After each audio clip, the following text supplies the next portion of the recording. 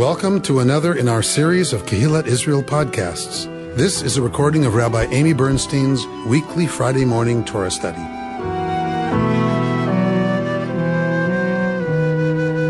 We are in this parsha this morning of Vayishlach. So we are going to engage with the first third of every parsha, right? We're looking, because we've done this now for 3 years together. The Jewish world that reads on the triennial cycle are all reading the first third of every portion this year. So we too are going to do that. But I don't want to start at the very, very, very beginning exactly, because we don't ever get very far. Which is a good thing, but we get about 4 verses done in an hour. So I would like us to start a little in to the text. So let's see, where are we going to start? Let's somewhere. That's where I want to get to. Definitely. All right. So let's look at chapter 32, verse 23,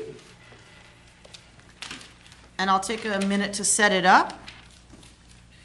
So we are because remember we skip 2/3 of every parsha, which means we've missed some of the story that's happened from where we were last week. So let's remind ourselves where we are. Yaakov, our patriarch, whose narrative we're in right now, Yaakov has stolen the blessing from his brother Esav, his twin brother Esav, right? We were back at when we're looking at the two of them. He takes his birthright, trades it for stew, and then at the end of last week, he takes the blessing of the firstborn by tricking his father, right? He pretends to be Esav, wears Esav's clothes so that he smells like Esav, feels like Esav. So, of course, the famous scene is that Yitzchak says, the hands are the hands of Esav, the voice is the voice of Jacob. So something's up. It's the voice of Jacob, but the hands of Esav. The rabbis have a field day with that. And that metaphor is going to continue. Remember that they're twins. Remember that they're grappling in Rivka's belly. We read that, right? So she's like freaking out about what's wrong with her pregnancy because it's painful. Something's very wrong. And it turns out that they're struggling already within her. So just take a minute to think about where the rabbis are going to go with that, right? The twins struggling inside her, right? This becomes the metaphor that's going to be carried over for the rabbis into this morning's parsha, right? Diane, you can just let your imagination go crazy, right? Your mythic imagination that is so well developed. So they're very different, and now Esav is murderous. He is so angry that Yaakov has tricked him out of his blessing as the firstborn. So Rivka arranges for Yaakov to go away to her family in Haran. Yes? So remember we had this whole look at the map to see how far Haran. So he starts in Beersheba in the south of Israel. He goes up to northern Israel, over to Lebanon. Haran is in Syria. Right? That's the kind of journey we're talking about. This is not a small deal. We're 20 years later. He made it to Haran. Rachel, Leah, the 2 concubines, lots of fertility battles, and 13 children later, right? 12 boys and Dinah. We get this narrative that Yaakov has decided he's tired of the machinations of his father-in-law Lavan, and he's ready to go back home. So what does going back home mean? Facing Esau. Exactly right, Reuben. So he's a smart man, Yaakov, right? We know he's a master manipulator. So he's about to go back home. Esav is in control, right, of a lot of that region. He has no idea exactly how big Esav has gotten, but in 20 years, he's fairly successful, Yaakov, now, right? He's very wealthy. He's done very well for himself in his father-in-law's business, and now he is going to return. So he, being the master manipulator, decides, and this is the beginning of our parsha that we're going to skip, he decides that he's going to take groupings of his flock, right? Because that's your wealth. If you're a semi-nomadic pastoralist, your wealth is your flock. That's what you have. So this is not a story of a settled agrarian society. This is a semi-nomadic pastoralist. So he's got all of his flocks, all of his herds, all of his people, all of his stuff. He's coming back, and he decides, what does he do? Bar mitzvah, Justin. How does he decide to go back to meet Esav with all of this wealth? What is he going to do? He's coming with a bunch of people that could really make Esav not so happy that he's showing up in his territory with all this wealth. So what does he do? He splits them up into two. So that's what he's going to do to his camp. What does he do for Esav? He sends a sheep forward to Esav. That's exactly right. He sends sheep and other parts of his herd forward in small groups, right, ahead of him. And as they get to Esav, they're instructed, when Esav says, who are you? What are you doing? The servants are instructed to say, these are for you from your servant Yaakov. And they are to bow to the ground, right, as in the ancient Near Eastern posture of respect. They are to go to their knees, forehead to the ground. These are for you, gifts for you from your servant Yaakov. This happens over and over and over again as Esav's coming. He keeps getting met by groups of gifts and servants saying, these are from your servant Yaakov. Esav has come with 400 men. You mean Yaakov? No. Esav is coming because he hears Jacob's coming. He's coming. He's coming with 400 men. Justin, if someone comes with 400 men, what does that generally mean? They want to go to war. Exactly. So it's presumed that Esav is ready for war. So this is what Yaakov has set up, is for all these things to go ahead of him. His only shot at propitiating his brother, because he has his wives and children with him. All right. So let's go to 23. Someone read it 23. That same night he arose, and taking his 2 wives, his 2 maidservants, and his 11 children, he crossed the ford of the Yabbok. After taking them across the stream, he sent across all his possessions. Jacob was left alone, and a man wrestled with him until the break of dawn. When he saw that he had not prevailed against him, he wrenched Jacob's hip at its socket, so that the socket of his hip was strained as he wrestled with him. Then he said, "Let me go, for dawn is breaking." But he answered, "I will not let you go, unless you bless me." Said the other, "What is your name?" He replied, "Yaakov." Said he, "Your name shall no longer be Yaakov, but Yisrael, for you have striven with beings divine and human and have prevailed." Yaakov asked, "Pray tell me your name." But he said, "You must not ask my name." And he took leave of him there. So Jacob named the place Peniel, meaning, "I have seen a divine being face to face, yet my life has been preserved." The sun rose upon him as he passed Peniel, limping on his hip. That is why the children of Israel to this day do not eat the thigh muscle that is on the socket of the hip, since Yaakov's hip socket was wrenched at the thigh muscle. Thank you, Bert Kleinman. All right. Can I ask you something? No. I didn't interrupt, but I'm just curious. So he left but he got his father's birthright. So what does that mean? Esau seems like he inherited all of the father's because he couldn't take it all with him. Right. So So I'm curious. What does he think he's going to come back? Is that what Esau's worried about? He's going to come back and take over? Okay. All right. So that's why I just wanted, because I didn't think he took it with him. or even not take over, but if why is he coming back? Yeah. Okay. Why is Yaakov coming back? All right. He stole everything from Esav, and now he's coming back. What is Esav to, Jacob didn't email him and say, it's been 20 years, right? Esav hears Yaakov's coming with his retinue, and he's very wealthy. Remember what that means, right? 13 Hummers filled with stuff, right? 13 children, 4 wives, all of their servants. Like, he's moving back to the region.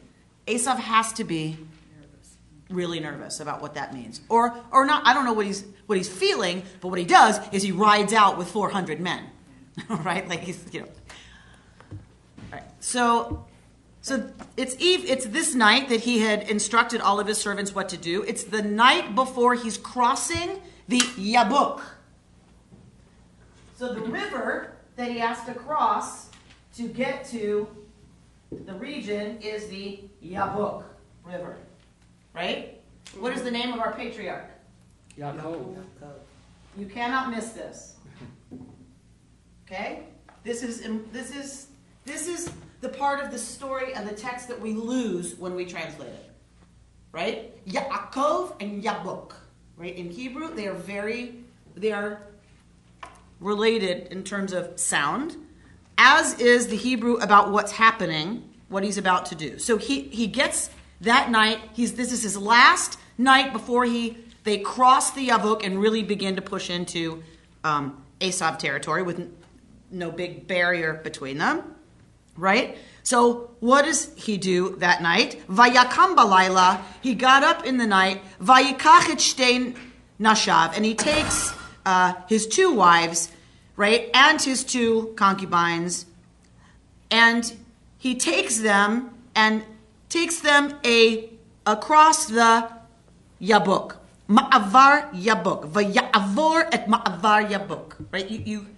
The alliteration in the Hebrew is much nicer. I mean, it enriches the story in a way we don't get in English. Vaya'avor et ma'avar Yabuk. So he is crossing at the crossing place of the Yabuk.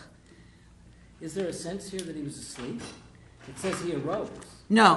What's the Hebrew? So meaning you're hanging out, you're giving instructions, You're the sheikh, you're giving instructions to everyone in your Got up and camp. went. He gets up and he goes to his family and he separates his family, right? He takes them across and he divides them into 2 camps. So, Justin, why does he divide them into 2 camps? Like a strategy for the war, maybe. And how is that a strategy? Because like one can attack and like the other can hold back for reinforcements. Okay, so, right, if Esav attacks one, right, the other can let the little ones get away, and the people left there can fight. Your chances are better if you divide everyone in 2. But imagine Yaakov at this moment dividing his wives and his children into 2 camps, hoping one will survive. Right? Do you remember the movie Sophie's Choice? Yeah. Okay, it wrecked me forever. I will never get the image out of my head. I wish I'd never seen that film. Can I just tell you? There's some things you can't unsee. And I can't unsee that scene, especially as a mother now. I am just like... So, to me, this is Sophie's Choice. This is that moment, right, where he splits them up knowing he could lose all of them, but he's trying minimally to lose half of them. Or is there maybe a sense that he knows that Esav is going to be on worried and wanting to attack, and so by splitting up and just sort of sending little by little, he's sort of showing, look, we're weak, we're not intimidating, we're gonna just dribble in. And So that's what he's done with the gifts. Right. But now This it's is his really whole much camp. Everything he's got left, he takes over and splits up well, so for the night. unless we haven't, really seen what happened before, why he is coming back is to take over. I mean, why else? Did God tell him so? Or, were things so bad? Or does the author just want to have a little conflict, so they just send him back because there's nothing else happening? Well, Laura, you will need to write the several midrashim dealing with that very question. So we'll look forward to seeing those in the Huffington Post. I think somebody else has one. I think Blanche has to write one first. Oh, that's right. Blanche still owes us a midrash. All right. Yeah. Maybe I think Mickey. Rabbi, what is the rationale, or is there one for this dream or this episode happening right here? It just seems like it was stuck in the narrative somewhere. All right. So let's look at it, because you're right, Ruben. We have to ask the question: why is this here? Right? Why did the final redactor leave this here? Or put it here? So let's look at it. So he takes them across the river, and what does he do? And so what he does is he goes somewhere else apart from them, right? Because it says, Vayivater Yaakov levado. So Yaakov is left alone, right? He sends them over, but he stays alone. Vaye'avek ish imo. Do you hear that? Sounds Arabic. Vaye'avek. Right? So we've got Yaakov, Vaye'avek at the Yabuk. Right? So what is this Ye'avek? So what happens? An ish. What's ish? Man. Man. A man, Ye'avek imo, is engages with him. Right? So tangles with him. This is his dream. Wait, Diane, we don't know. You can't jump ahead yet. Stay with me. So he's alone, and all we're told is that he's grabbed by something that now struggles imo with him ad alot hashachar, until the rising of the dawn. Yes? So it's nighttime. He struggles with some ish until dawn. What does that mean? His conscience, actually. Well, to me it would suggest. Literally, what does it mean? He didn't sleep. Suggested, He didn't sleep. well, I thought, Nightmares. I'm assuming he did sleep, but I don't know. So Reuben's assuming he's asleep this whole time. I mean, it's the whole night. Okay? To me, it reminds me of the struggle in the womb between Jacob and Esau, and now he's struggling on the night before he's going to meet with. Beautiful. Because before he's born, in the darkness, he's struggling with Esav. Right? All the time in Rivka's belly. This is why she goes to get the oracle. Right? In the darkness. He comes out into the day. What's that? Birth. Right? And now, right before he's gonna, need to deal with this new part of his life, he has a wrestling match going on. Right? As he's approaching Esav. All right? So, all night, in the darkness again, he is struggling. He's wrestling. If folks are wrestling and they're really trying and they're wrestling for that long, what does it mean about them? They're determined. They're trouble. They're Troubled. They're trouble. What if it's an ish? What if it's a real ish that he's wrestling with? That Yaakov's strong enough to hold out. They're well matched. They're twins. You don't wrestle all night long if you're trying to win. Somebody wins after an hour. Are you kidding me? Right? Wrestling takes a lot out of it. You got to be pretty well matched to go at it all night long, and the sun is about to rise, and you're still going at it. Yes? You're saying he's wrestling with his brother. I'm not saying anything. I'm saying, he's wrestling an ish. That's all we're told in the text. We all jump to, this is his conscience, this is a dream, this is Esav, which of course is where we're going to go, but we're not there yet. He's wrestling an ish, is all the text tells us. A man. A person. That's all we know right now. Is it hot in here? All right, so he's wrestling this person, and then the morning is starting to happen, right? The dawn. Vayar kilo yachalo. And he saw that he wasn't able against him. Who's he? Who's he saw? We don't know yet.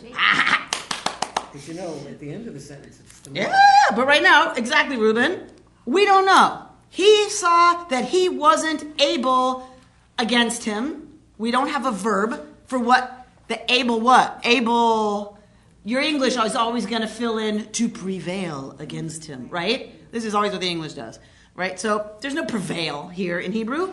Lo yacholo. He wasn't able him. Able what? Likely, this was an oral tradition, likely he wasn't able to him. Right? There maybe is a missing gesture here that was used when it was an oral tradition. We don't know, but there's no verb here. He wasn't able to him, is what we have left. He was with himself, actually. Yeah. Diane, we're not going there yet. he wasn't able, something, him, against him. Vayig'a bechaf yerecho. So he wounded in his thigh of his leg.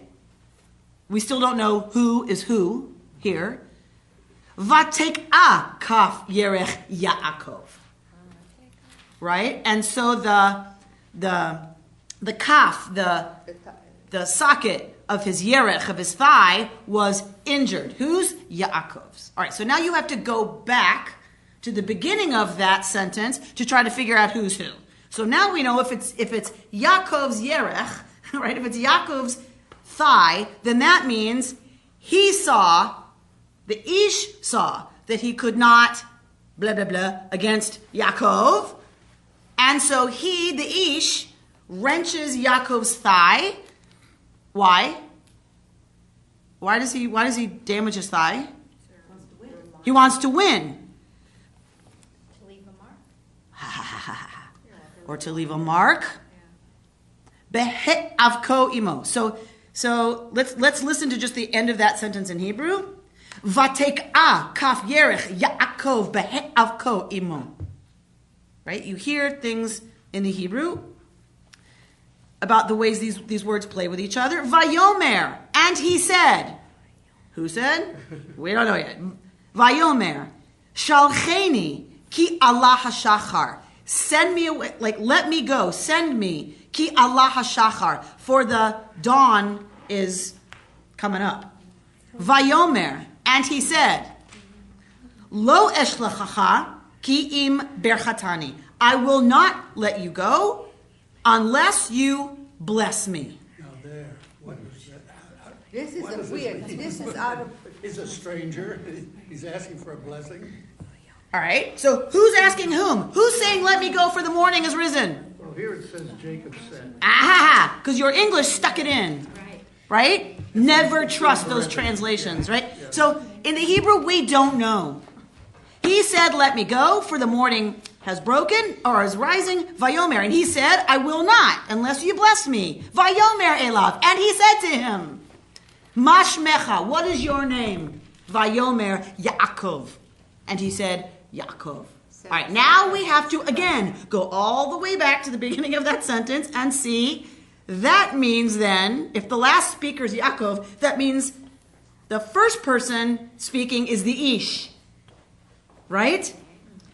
He said, meaning the Ish, let me go, for the morning is coming. What the heck does the coming of the Shachar, of the dawn, have to do with let me go? You've been wrestling for 8 hours. Why the Shachar? What does the Shachar have to do with let me go? Must be a vampire. Must be a vampire. Funny, you should say that, Laura Diamond. Vampires are not new. The mythology around something only being a creature of the night and not being able to tolerate the day is not new. It is very, very, very old.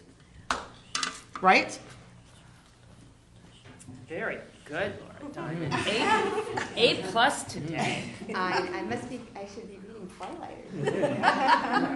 I wouldn't go that far. So Yaakov is at the Yabuk, right? He's at the Yabuk. Everyone from his party has crossed over. Presumably, he's over here. Right? So they've gone over, but he's the guy in charge. He's the guy who all this belongs to. He's the decision maker. He's the force. He's the power. Therefore, he's the one who's causing all of this crossing business. But he hasn't crossed yet. Right? Then some Ish attacks him, sort of, and wrestles with him until the morning. Why the morning? Possibly this Ish, of course it's not going to be an Ish. We know the end of the story. It's not an Ish. It's a thing. It's something that wrestles with him that seems to care about the sun coming up, right? So, who has ever read Billy Goat's Gruff? Wow. Yeah. 3 billy goats gruff. Yeah. Reuben? Okay, I'm ashamed at y'all and your fairy tale They knowledge. don't, Really? they don't want to cross the water. Justin, do you know 3 billy goats gruff? You have been raised right. All right, so what's the story of 3 billy goats gruff? The troll. Trolls under the bridge. The troll is under the bridge. Of course it is. Because every river, has a river demon that protects it. And it says, you don't cross my river. This is the guy in charge of the crossing business. And Ish says, I don't think so. You have to beat me to cross my river. Right? Probably very old roots to this story. Right? Of a dangerous encounter with some kind of yabok thing. Right? So no one ever thinks that maybe he was wrestling with his own Do you think himself. really that there's going to be one interpretation of the story, Martha? Really? Because that's kind of what I Really, was Marta? It is. That's what Really? Yeah, because here he'd done something really All right, but wrong. we're always going to go right to the roots and see what we see. Yes? You keep on saying that the man attacked Yaakov. Uh-huh. The English here says a man wrestled with him. Uh-huh. Does the Hebrew indicate that the man attacked him? You know, it's not attack, but presumably Yaakov is alone, vulnerable, in the dark, with his family over there. It just seems a little unlikely that Yaakov would initiate. But it says, and the Ish engaged with him. Oh, so the Ish, Imo, with him. so it was the Ish that acted first. Probably true. because Avec Ish Imo, yes. And Ish engaged okay, with the him. Ish engaged him. Yeah. All right. All right. So he says to the Ish. So the Ish says, "Let me go. You have to let me go. The dawn is." In English, we say breaking. In Hebrew, it's rising. Right? It's coming up. Vayomer lo. And Yaakov says to him, I won't let you go unless you give me a bracha. Reuben, what's that about? Well, that's what I want to know.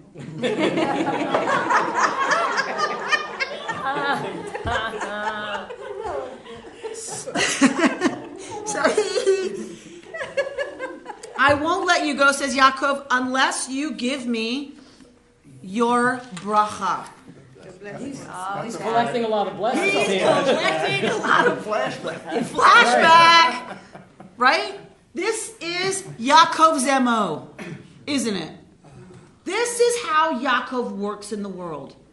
His authority, his power, all rests on that bracha from someone else. It's also a bit of manipulation right there to make him say, oh, I see you as so important, I need a blessing from you, but his ulterior motive is to pass. Yeah, it's a reach, isn't it? So remember in the ancient world, in the ancient Near East, blessings and curses had actual power. Right? You set up an alarm trigger system that once I do X, I activate the blessing or the curse, literally. So if he can wrangle a bracha from this thing that's strong enough to wrestle him till morning, then right? That might be a powerful thing to have, right? And now he's got some leverage. The dawn's breaking. This thing's getting nervous. Yaakov knows he's got an opportunity. And what does Yaakov always do? Manipulates the opportunity. So says, I don't think so. Not until you give me a bracha. So, of course, what does the next question have to be from this thing? If I'm going to give you a blessing, what do I have to know? I have to know your name. I must know your name. Because names, we've talked about this a lot, names are not just designations. They are the way to call forth your essence. The essence of you, right, Justin? Yes. Yes. So, he has to know his name if he's going to do this business of really brachaim. Is the blessing, though, possibly also his Jacob's way of making sure he gets safe passage over. I mean, it might just be saying, "Hey, troll, if you bless me, I know I'm going to get across this dangerous thing." It's not necessarily, "I've got you now, I get your blessing." Not only get across, but To all the way survive. because he's about to encounter Yeah. Esav and 400 men armed. We can assume. It's interesting that totally in character. Esav, who he comes with his men, he comes with his face. He's there to meet Yaakov, and Yaakov sends somebody else. Nice. And Very then nice. Yaakov hangs around trying to manipulate while Esav is out there saying, "Okay, you want to fight? I'm here." Very nice. So Esav is like, what you see is what you get, right? I'm pretty straightforward. I'm pretty clear. And Yaakov is always trying to, right? Send somebody else. Here's some presents. All right. So, Vayomer lo. So now he says to him, Yaakov. Right? He tells him, my name is Yaakov. Oh, sorry, I'm 29. Vayomer lo. Oh, sorry. It's Vayomer lo, not Vayomer lo. So, Vayomer lo, Yaakov ye'amer od shimcha ki im Yisrael. He says, He says, It's his portion. He's singing it. oh, good. He's chanting it over here. Excellent. You're ready then, right? You're not going to be nervous tomorrow then, right? All right, good. So he says, not Yaakov will you be called anymore.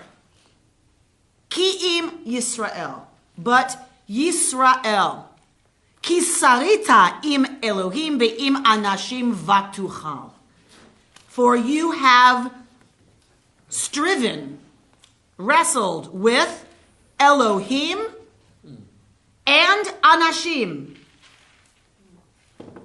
Anashim is people. We know what Elohim is. So you have striven with Elohim and with people, vatuchal, and you have been able. What were we told about the Ish? Lo tuchal lo. He wasn't able against him. You, Yaakov, have striven with Elohim and Anashim vatuchal. And we're able. Reuben? What? What are we going to do now? Turn the page. I want to know about Elohim. Elohim is an unusual word here. It's translated beings divine, but Elohim is a singular name for God, but it's plural. So if we were reading in English, what would be our cue that this is God or gods? It could be neither.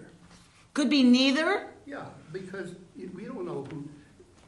This Ish is talking, and he's saying you have wrestled with God. But he doesn't say I'm God. Right. So you have striven, Yaakov, with Elohim. How in English would we know if the Ish is talking about God or gods? Capitalized. Thank you. We would have a capital E if it's talking about God. We would have, or a big G, right? Or a little g. We don't have that Q in Hebrew. Right. The Torah has no punctuation. Nachon. No punctuation, no capital letters. We have no idea what this means. Is it beings divine or is it Elohim? But isn't Elohim plural? Elohim is a plural God word. Elohim is God. That's one name for God. And it's plural, yes. So this is where, the theory is that it is a remnant, right, of a time of polytheism, where all those gods in the pantheon get smished into one, and so it remains a plural for God. Is it still plural in Deuteronomy, which is so one God? It's never plural when it's referring to God. Ever. We think. So the verbs used of Elohim are never plural. But it's like give me an example in English. The waters, where's a plural that we treat as a singular? Okay, we say the government is. The government The British is. say the government are. Really? Yes. That's interesting. The government are closed today. Yes, we say the government is. All right, I'm going to have to think about that for a while. So, but there's some English words that are Truly, plural, they but they are mean right. a singular, and we refer to it as a singular. Well, they are right. Yes, they All right, are so right, because the government, even though there's not an S on the end, refers to multiple entities, and that's a plural. yeah, but you would say It doesn't sound the right on community English, but is outraged, even though it represents a lot of different people. You're right in American English. I think in However, English- I think in English, when you true say the proper community English, are. you would say the community Happy are. Tome, the Okay. community is growing. And what Not do you- are. Okay, so that's a perfect example. The community is growing. The community implies lots of people, but we refer to it as the singular. That's what Elohim is. But it's interesting Elohim that is angry. communities is plural. You know what? I see it both Communities is ways. plural. I can see it both ways, but technically, no, I get it. I would never say the community are. But if you sit down and think about what it, like when you study a Romance language like Spanish, La gente es. la gente es, but if you say like Juan y Sarita, you go to the plural. You go to the they. Okay, so whatever the case, I see it both ways. it doesn't matter. What matters is in Hebrew, Elohim is a plural. We don't have a capital Aleph or a lowercase Aleph, so we never know. Is it referring to Elohim or like gods that are not God? Just by the context. We have to find it in context. We So, have that with Adonai, too. It's not a plural, but we don't know, is it, you're my servant, or? exactly. Well, but I thought the answer was you look at the verb, because in Hebrew, the verb So that's is part either of singular or so that's plural. part of the context. The hint is, okay, it's a case So- where the noun was plural and the verb All was right. singular. So this is one of those places where the context doesn't fix it for us. Right? The context doesn't fix it. There's no verb. You have striven, singular, because it's you, masculine, singular, have striven with. Now we get what Yaakov has striven with, and you have, your English is going to say prevailed. Right? Linda? But if this is the Ish talking, he might be talking about more than one God. If it's, say that again? If it's the Ish, he may be involved with more than one God. I'm not following the one God Correct. rule that Jacob is. Exactly. So that's what Reuben, right, I think was saying, is that if the Ish is talking, the Ish might have a pantheon that the Ish is referencing. But it's interesting that the Ish is saying, you have striven with them. What does that mean?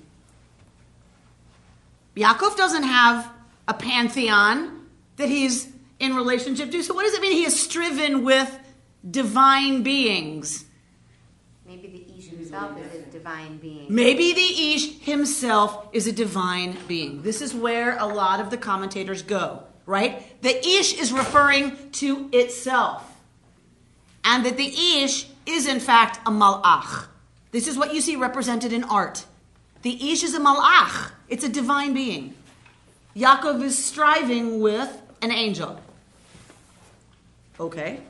One interpretation. You're not happy with that, Reuben? I'm not happy. Oh, okay. Maybe another divine being is himself.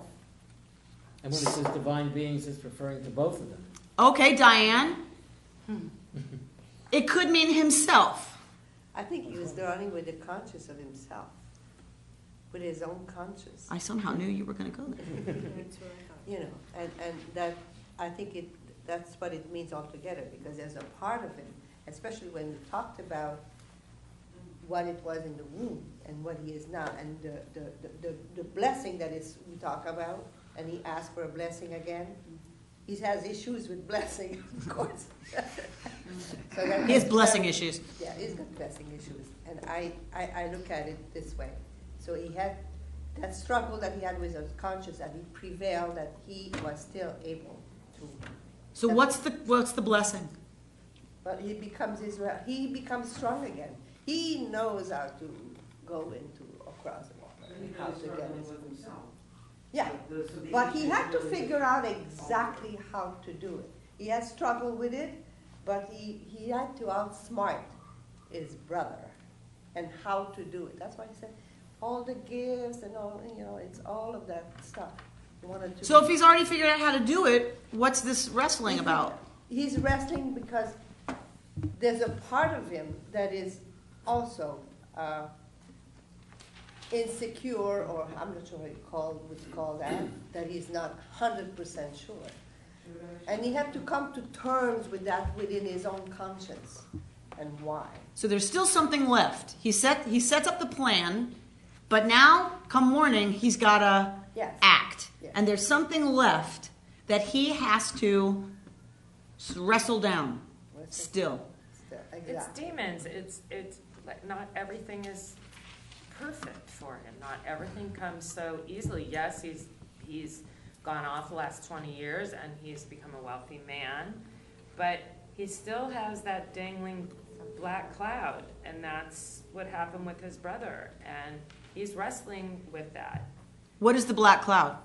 I just think it's even though things go perfectly in life, or it looks like they go perfectly in life for people, they don't always, and they have things that they struggle with, and it looks from the outside that it's all perfect, but it never really is, and I think that the wrestling is him wrestling with his own thoughts, right? Jen? So are you saying that these wealthy people in these huge houses overlooking the ocean have problems, Nicole? They've got more problems than you or I combined. Trust me, they do. Well, because we have that all our life within ourselves. And you know what? We Who's don't go and we say, problemless? this is what I want. You go, It's like who do you know anybody who has no problems? Do you know anyone who's perfect?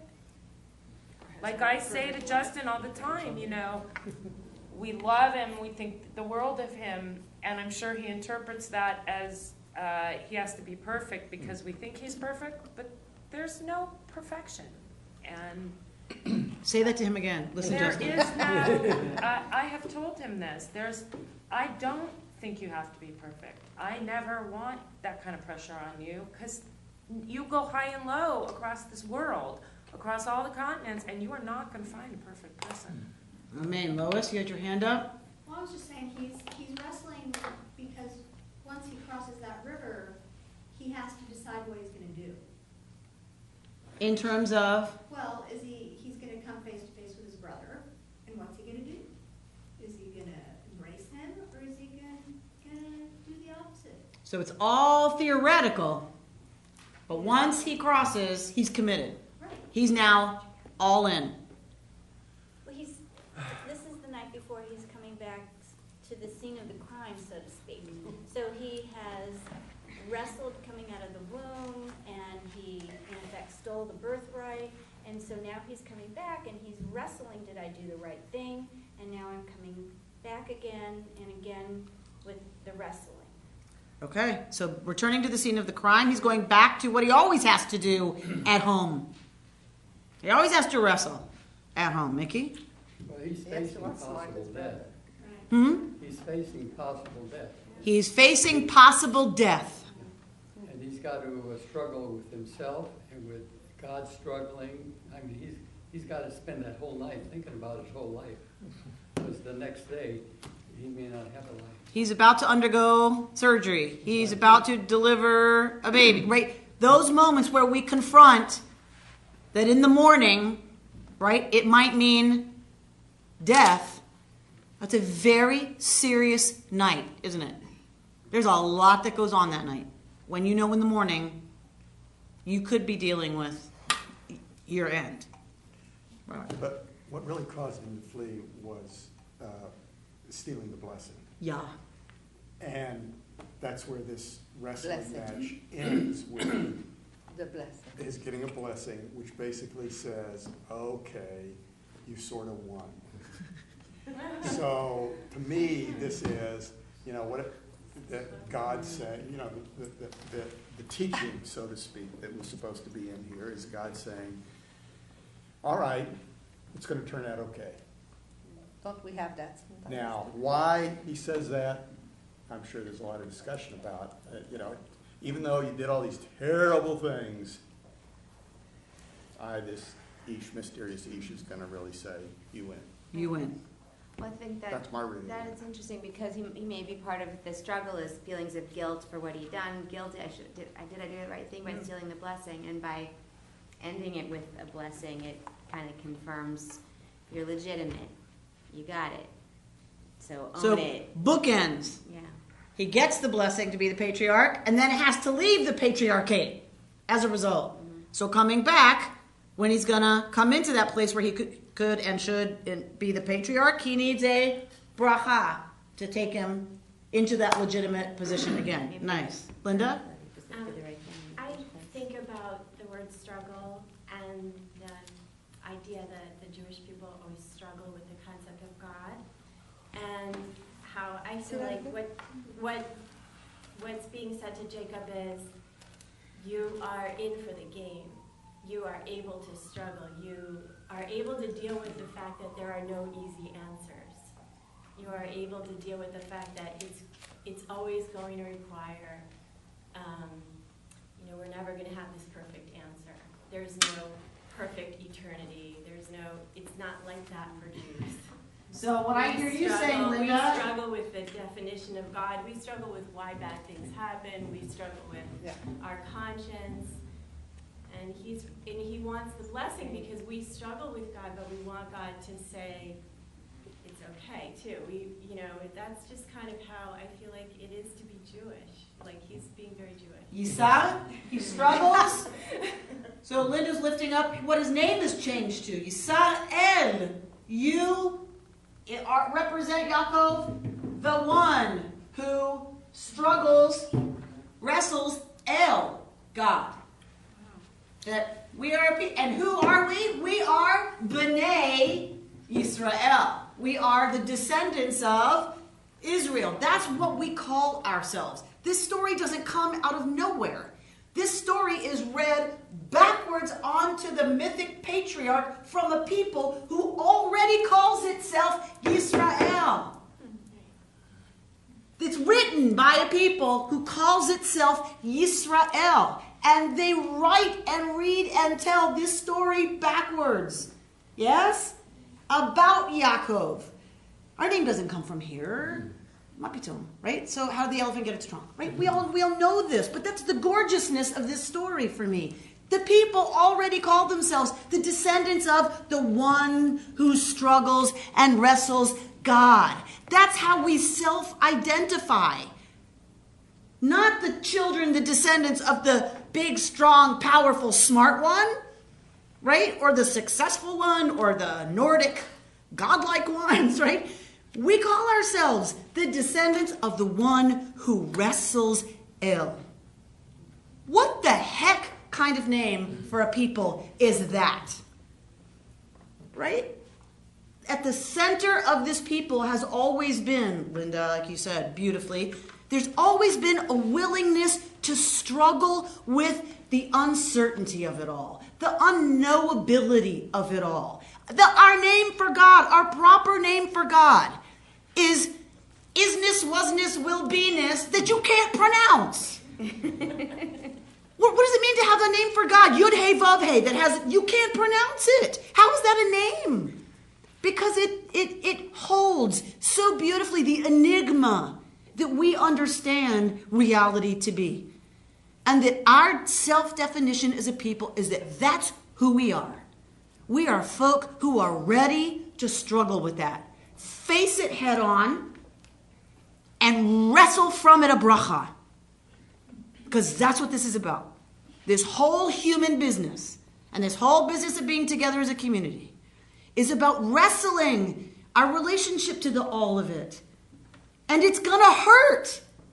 Yaakov gets wounded and Yaakov limps away from this wrestling match because it hurts. And we get wrenched and we get torn and we get broken. And we hang in there anyway. What people has been hurt and wrenched? as long as the Jewish people, and we hang in there anyway, and somehow miraculously we manage to wrangle from it all a bracha. Because here y'all sit, 3,000 years later, engaging. Beautiful. This is the bracha. I read a commentary that connects this with the dream about the stairway at the beginning, where Yaakov's whole trip, the two bookends on it, are a dream at the beginning and this all-night wrestling at the end. And that it really is a spiritual journey of which this is the culmination and his transformation.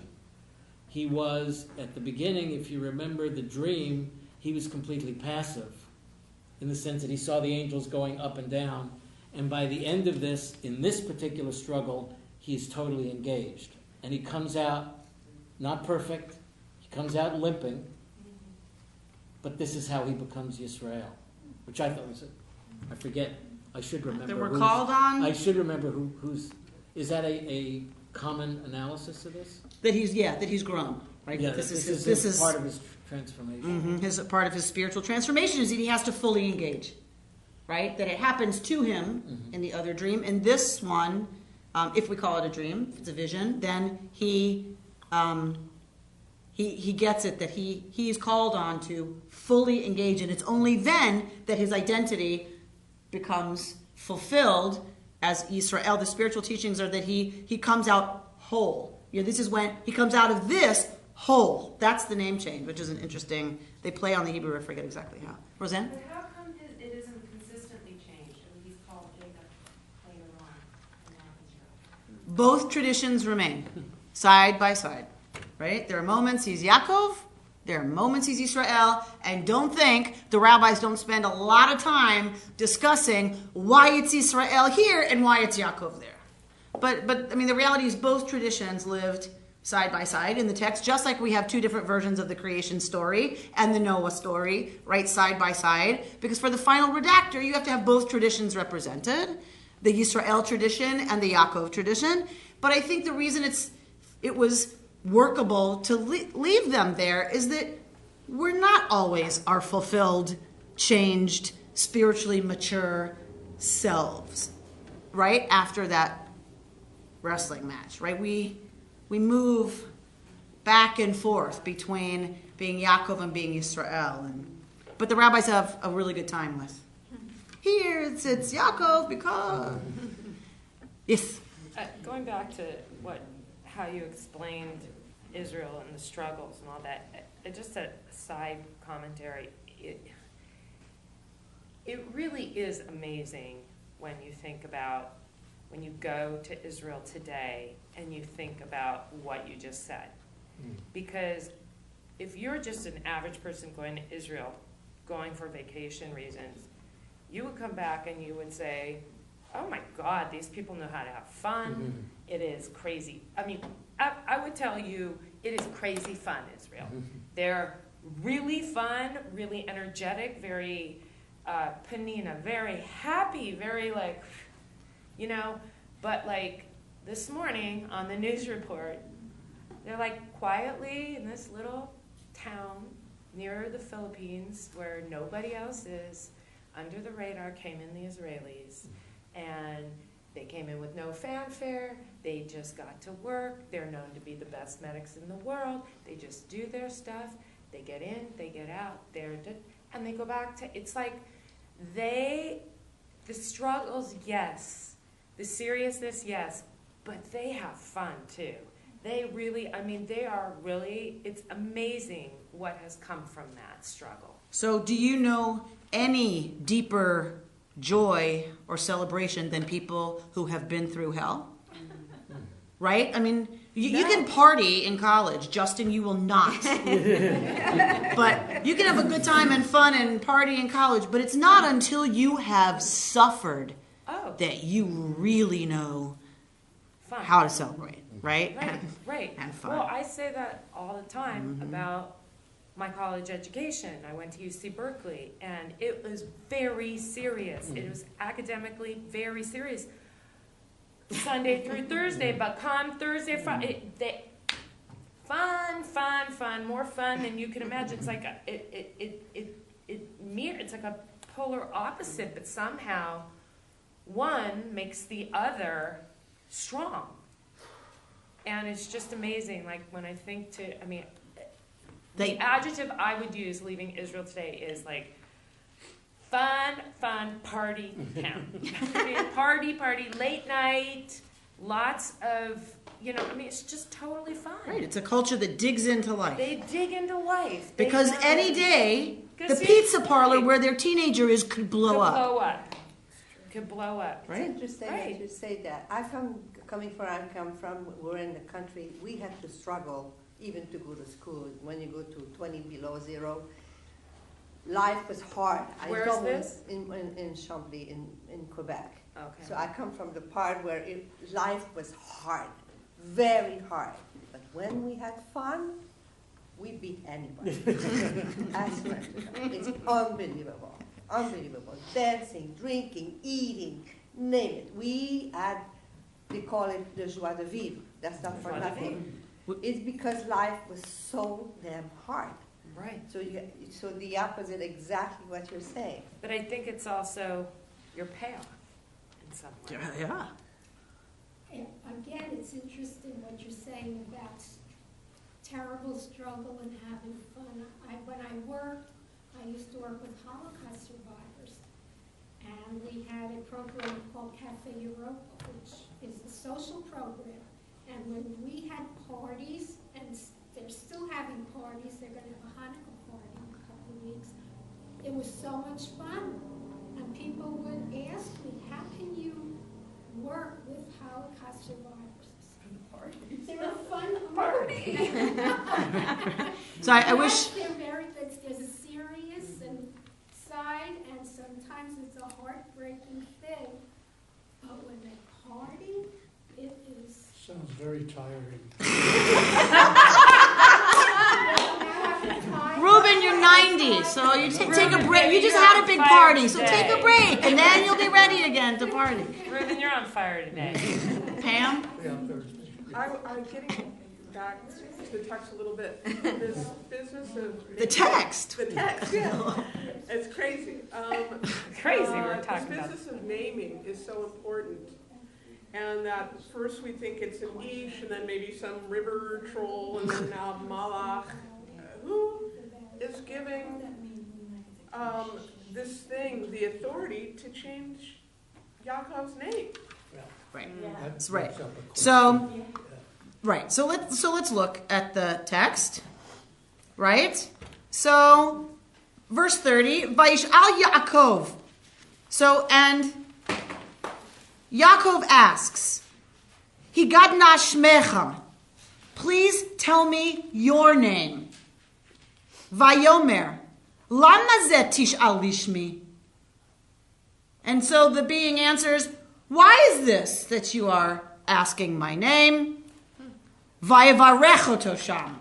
And this thing blesses Yaakov there, right? So, why are you asking my name? Lama zeh. My translation says, you must not ask my name. That's not what the Hebrew says.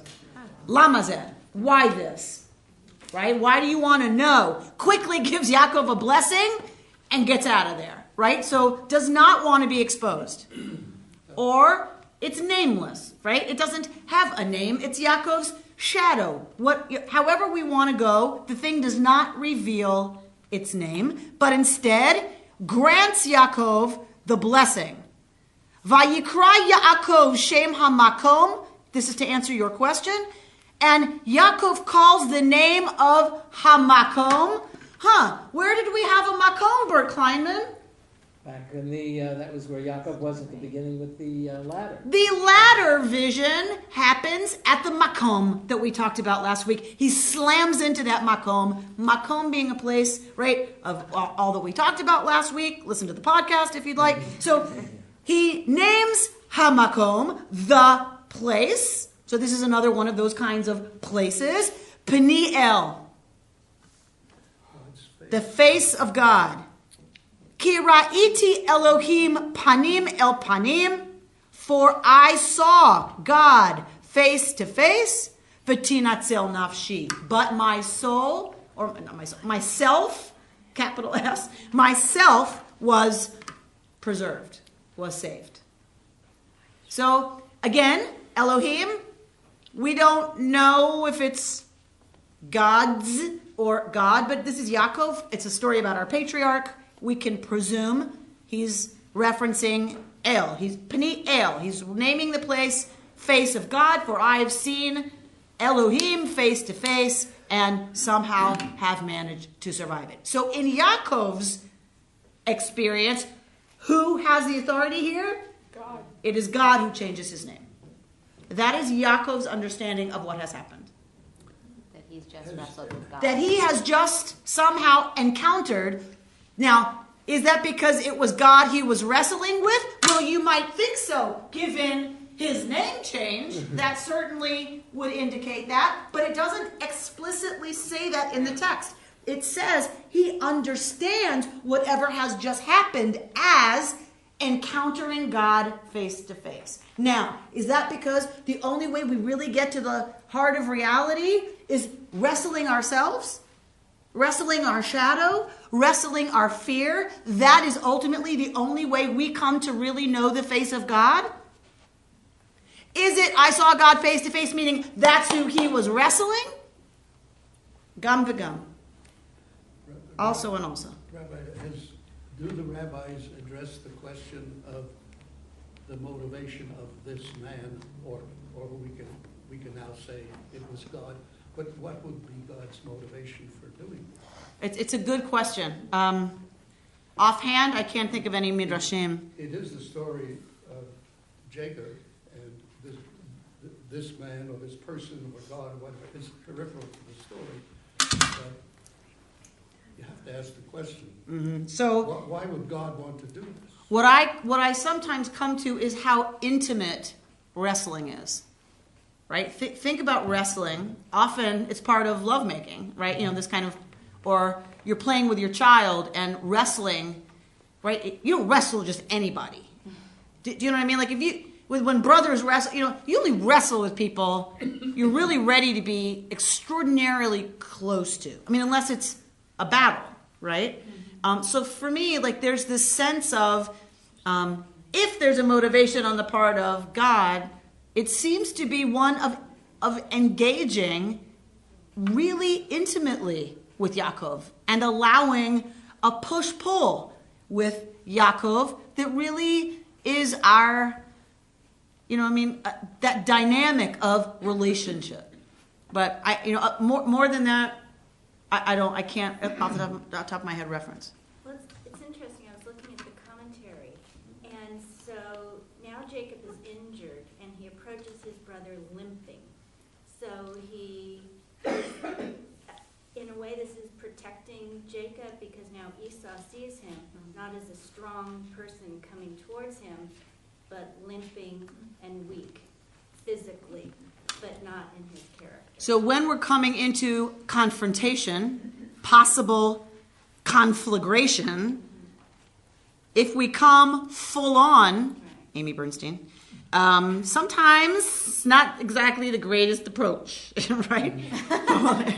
What we learn, if we pay attention, is that it's when we show up and reveal our own vulnerability, our own woundedness, when we come from that place in a good way, right? We can come out of our woundedness in a way that's really ugly. But if we come out of our vulnerability and our woundedness and expose that, often what it does is it lowers, doesn't it, the tension and the temperature in the room, right? Immediately, by us sitting back and going into our vulnerability and allowing that to be our dominant posture, it can, just that can, undo, the hair trigger of conflict that is right there at the surface. And I think that's a very important point. I think it's a beautiful teaching about about Yaakov here. And it's interesting that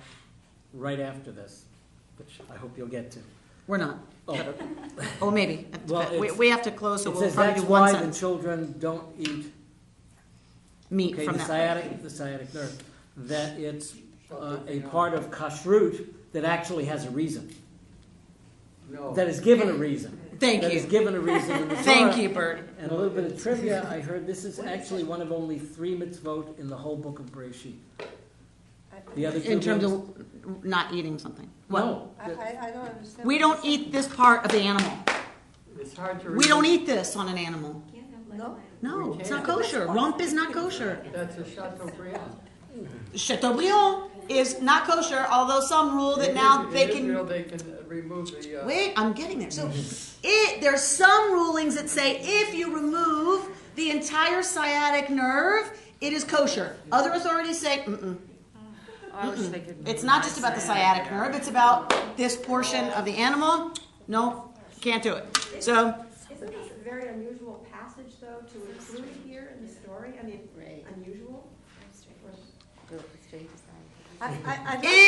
if you're telling stories about our traditions and why we don't eat this, it's not at all unusual. How did the elephant get its trunk? Why do we care? But we tell those stories, don't we? Right? How did the skunk get its stripe? Right? We tell those stories. But actually, I mean, if you think about it, the reason that they didn't eat this part was because there was like Mickey said, the sciatic nerve runs through it. The anthropological, explanation is that was originally thought to be part of the sexual organs. And so you don't eat, according to our tradition, it was taboo to eat the sexual organs of an animal, right? Because probably that would have been used in a lot of fertility rites in pagan cultures, right? So if you don't eat that, sciatic nerve is part of that, you don't eat it. That's probably where it originates. But they're going to reconstruct that. Do you think it's kind of a backstory, like a way of... The Israelites are reconstructing that practice. We don't eat that, not because it's part of the sexual organs, God forbid. That's silly. We know that's not true. We don't eat it because, right? It's Reconstructionism right here. They're reforming the tradition. You've been listening to Rabbi Amy Bernstein's Friday morning Torah study from Kehillat Israel in Pacific Palisades, California. For more information, go to our website, www.ourki.org.